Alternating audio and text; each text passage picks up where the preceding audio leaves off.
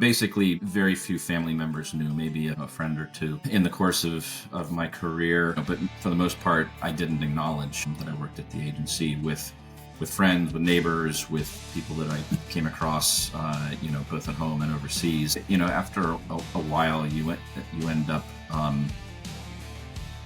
working with intelligence services, security services in other countries, and so it ends up becoming a little funny that other countries know who you are. There's things we can't talk about. There's also things that maybe we can talk about, but we have to check first.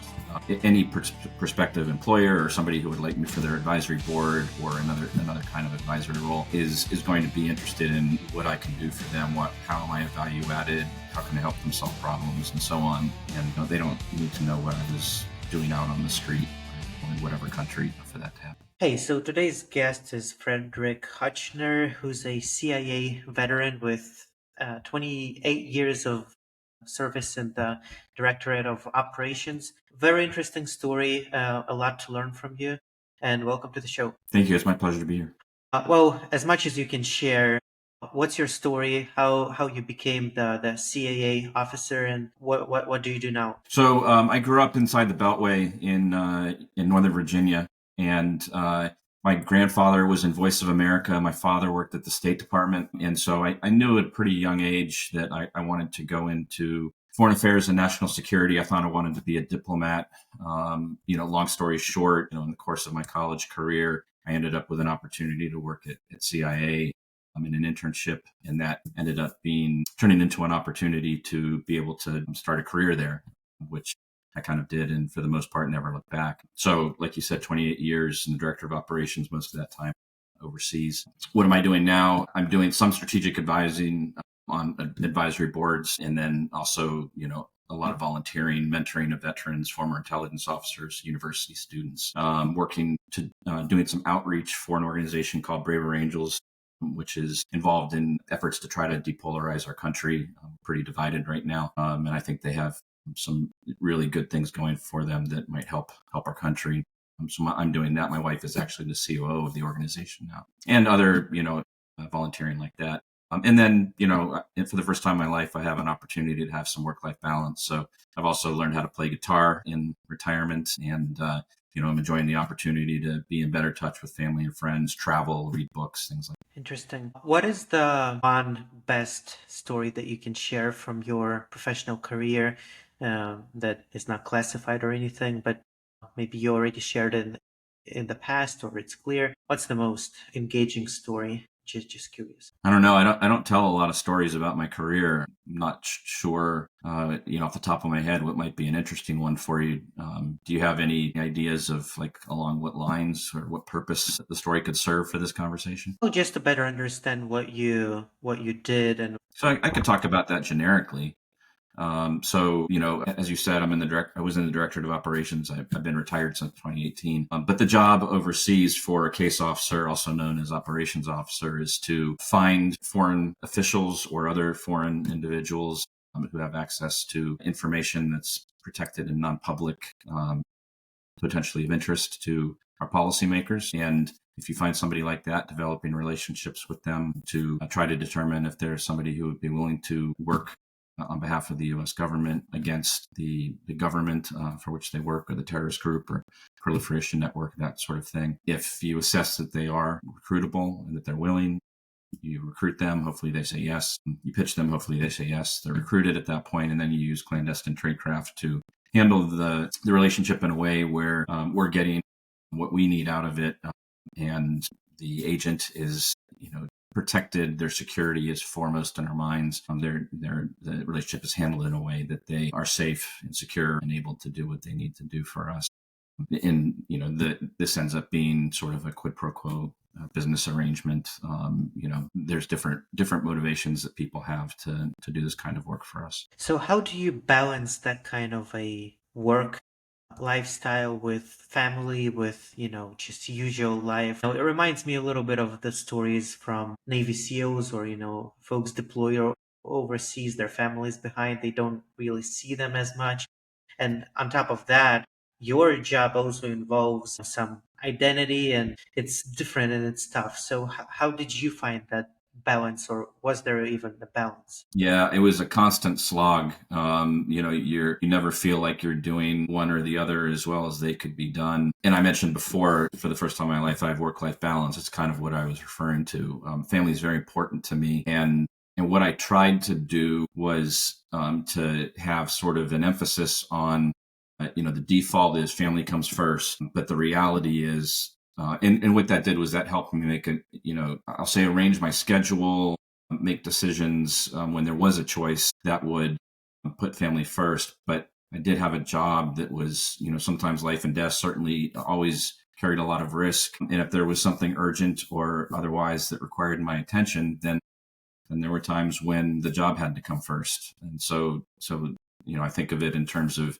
as a strategic matter, in terms of priorities, strategic priorities, family came first. But in reality, there were situations where the job had to come first. And thankfully, for the most part, my family understood that. Yeah, and another, part of this job is a lot of it is classified and you can share a lot of it with public. And with that, let's say you retire or you're looking for another job, you can't even put that on your resume because it's secrets. So you manage to maybe partially, maybe just some of it, to tell your story and build your civilian life business advisory by emphasizing your skills that you learned during your service at the CIA. So how do you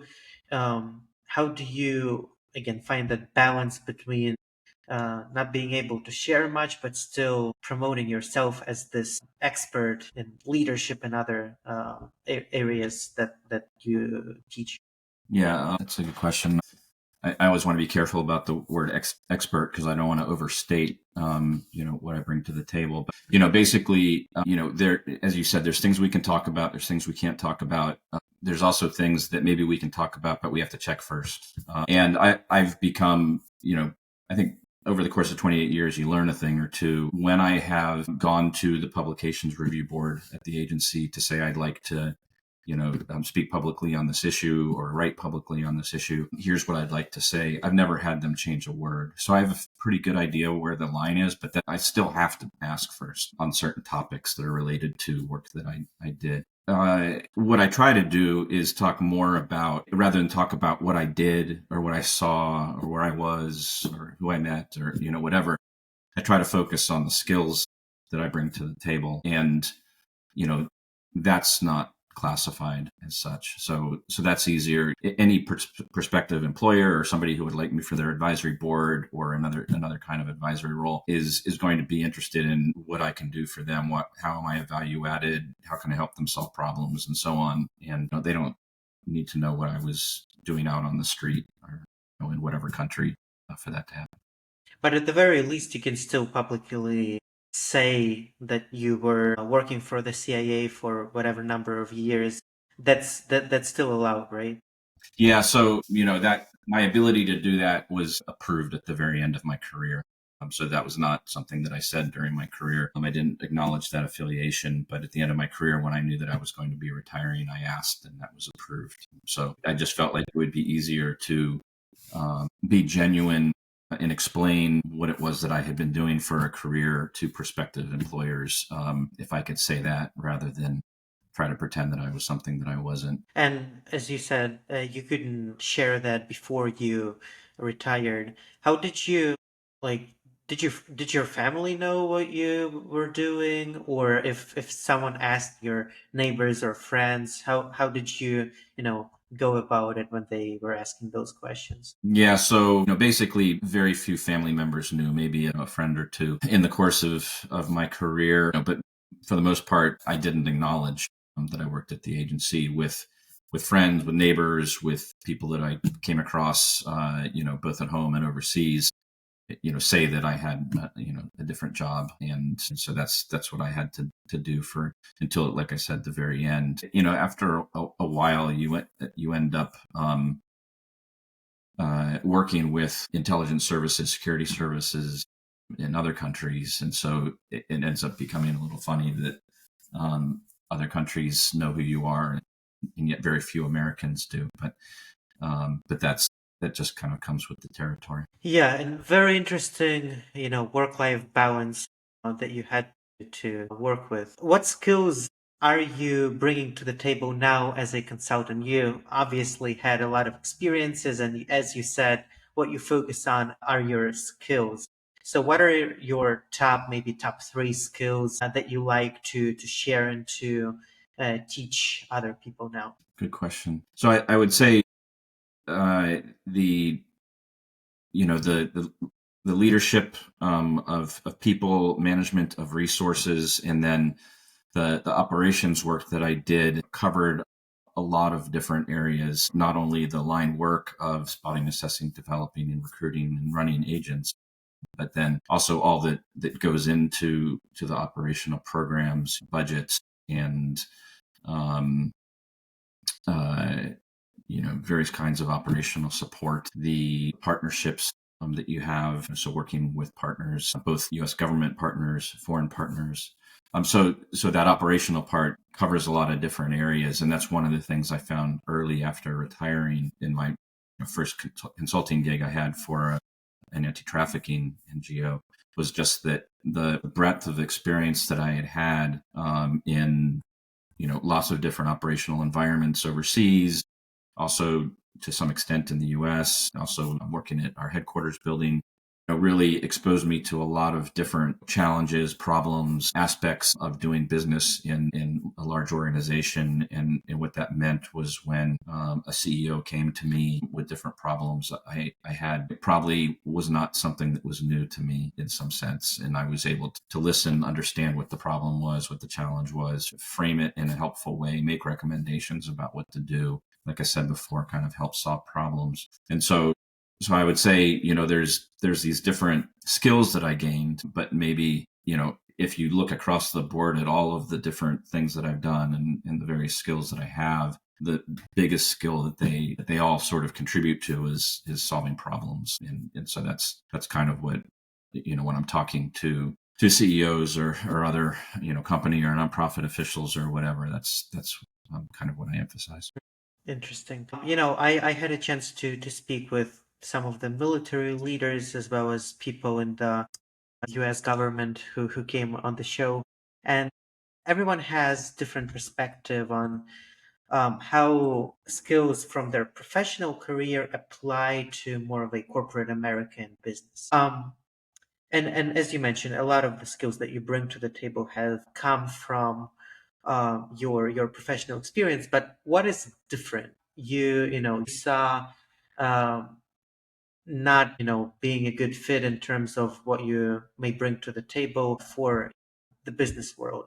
For example, with the military, what I noticed is I hear that a lot that in corporate America, veterans who come to work there, they lack sense of purpose and camaraderie. Anything similar that you noticed as you transitioned into this the civilian life? Yeah, I mean, I think it's very similar.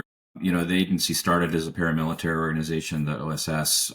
We still have that kind of focus on mission, on purpose. We feel like we're doing God's work, and so that's one of the things. And when I'm talking to mentors, and when I'm talking as a mentor to veterans and intelligence officers and so on, a lot of what we end up talking about is just that: is finding purpose and meaning in your work. So many of some of them are, and there's nothing wrong with this. Some of them are really looking forward to going out in the private sector and just focusing on the bottom line and selling things or engaging in business development or whatever it might be. But a lot of them, even if they're doing that, still want to find a way to serve.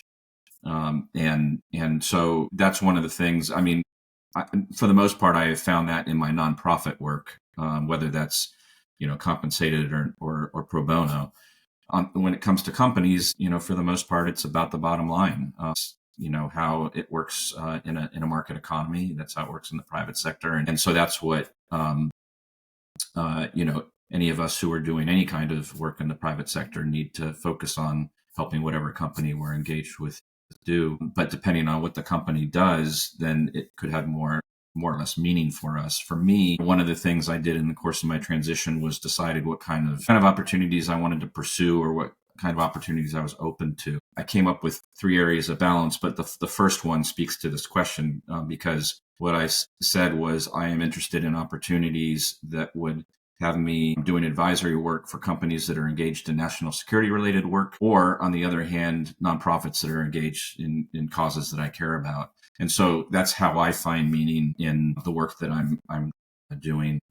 Everybody's different in that regard in terms of what they find meaningful and the extent to which that's an important consideration when they're looking for a job. For me, it was important to continue serving in some way, even though I wasn't, serving in the U.S. government as such anymore. Yeah, and I also had a three-star general retired on the podcast. That episode hasn't been published yet. By the time that this one is out, that one will be also out. But the guest, she also said a very, very similar thing that you shared, that she found meaning by engaging with companies that still contribute to national security or causes that she cares about. And that makes total sense to me. You also mentioned your, nonprofit projects, and you shared a couple of things about fighting polarization in this country, which I think is a great thing to fight, because it's probably one of the biggest threats to America today. And whoever fights to bring unity is definitely doing a good thing for this country. So what do you do on that front? What are your initiatives? What your nonprofit stands for? Oh, thanks for the opportunity to talk about that. So my wife and I got involved in this because we're a red-blue couple. I'm the red, she's the blue. We had to manage differences, our own political differences in our relationship.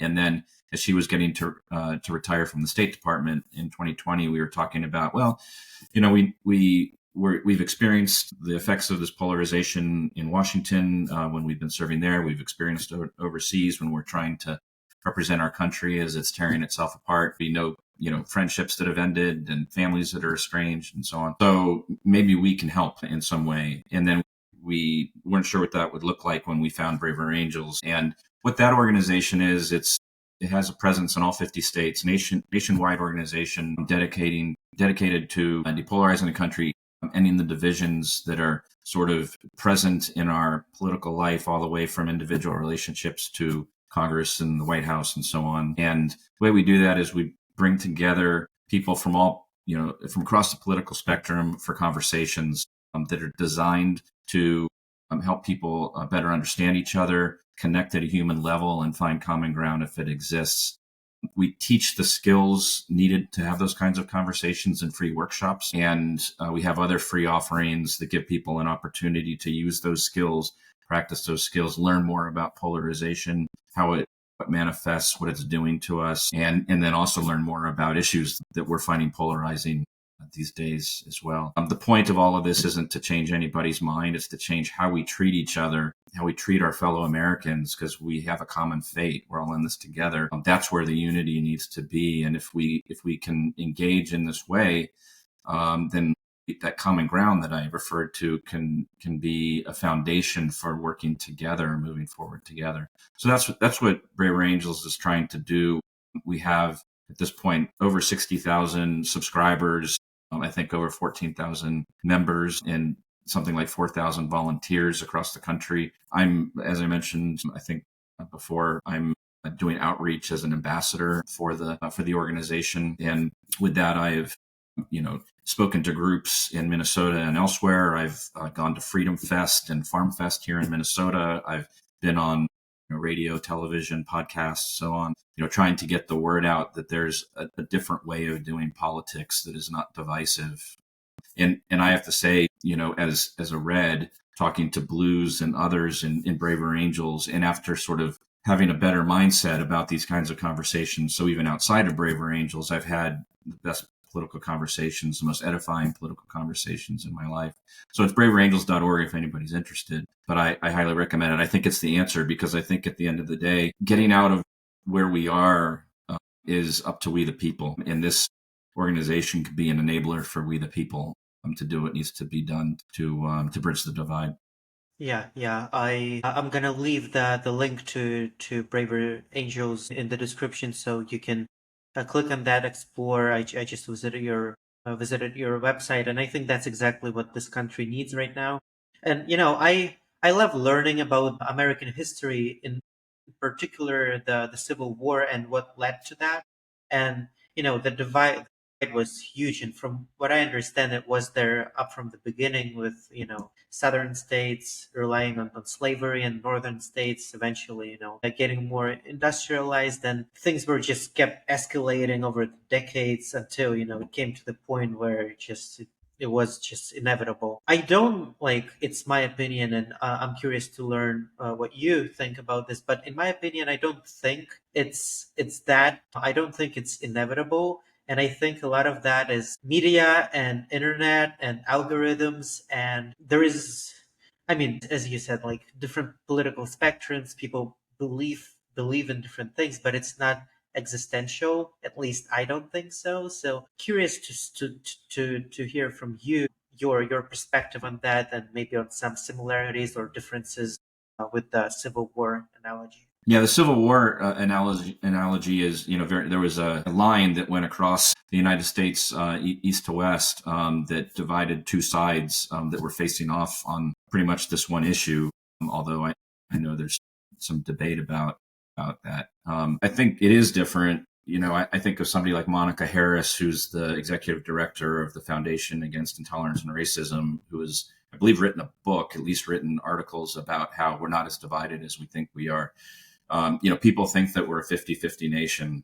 I would argue, based on, studies I've seen, polling, anecdotal evidence, that we're more like a 10-80-10 nation. But that 10 and 10 on either side are sort of sucking up all the oxygen. And to some extent, there are disincentives for the rest of us in the 80% to engage. And so a lot of people are kind of keeping their heads down, hoping it'll all go away. And that's why one of the reasons why I think Braver Angels is so powerful is that it provides a place for people in that 80% to come and engage across differences and find out that we're not as divided as people say that we are, as people want us to think that we are. People want us to think it's hopeless, and it's not. One of the reasons that my conversations with Blues and others in Braver Angels have been so edifying is because I keep finding out that we have more common ground than I would have thought going in. And even when we have, significant differences of opinion, I'm confirmed in my belief that generally people deserve the benefit of the doubt and that they mean well, that whatever they believe is the right policy, position, outcome, what have you, comes from a good place. That means a lot.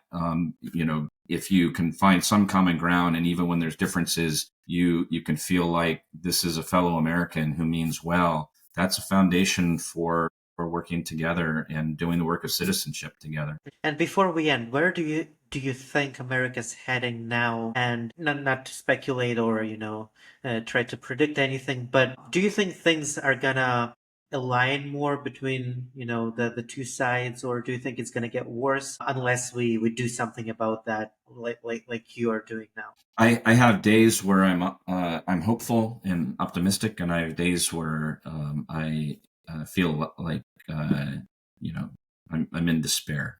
I just don't know. I mean, at the end of the day, it took us decades to get to this place where we are right now, where we're as where I don't even want to say where we're as divided as we are, where we appear as divided as we are, where we have the political parties that we have that for the most part represent the 10% on either side rather than the 80%.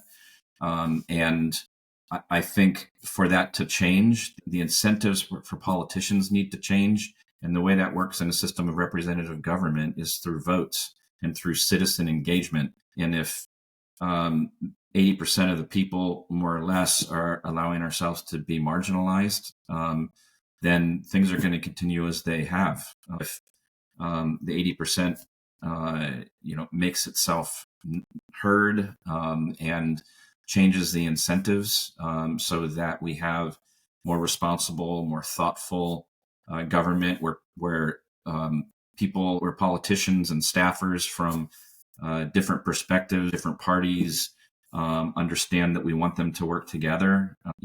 to find common ground, to compromise on some occasions if necessary, so on and so forth, to act in compliance with the constitutional order, to follow the law, so on and so forth, then I think we're going to get to a better place. It is, politicians are going to do what they think they can get away with. And so it's up to we, the people, to hold them accountable. And hopefully we're doing that in a responsible way as well. Oh, thank you, sir, for joining the show today, for sharing your perspective and then stories and skills that you bring to the table and, what you learned in your career. Thank you for what you're doing. I think it's a great thing, and not too many people do that. And that's what this country probably needs the most right now. And I really admire what you do. Thank you. Yeah, thank you, Danny. Hey, could I say one more thing? Or Yes. great. I just wanted to. So on this topic of polarization, and you just mentioned how it's something that needs to be done. A friend of mine who's a veteran who retired in the last year or so talked about how it was ironic that people who went overseas to fight for our country have to come back and fight for it, and I thought that was spot on. And I'll note that we have a lot of veterans in Braver Angels. We even have a veterans group in Braver Angels now. So would love to see more get involved. It's a great way to serve, and it's a great way to continue to fight for our country. All right. Thank you, sir. Thanks a lot, Danny.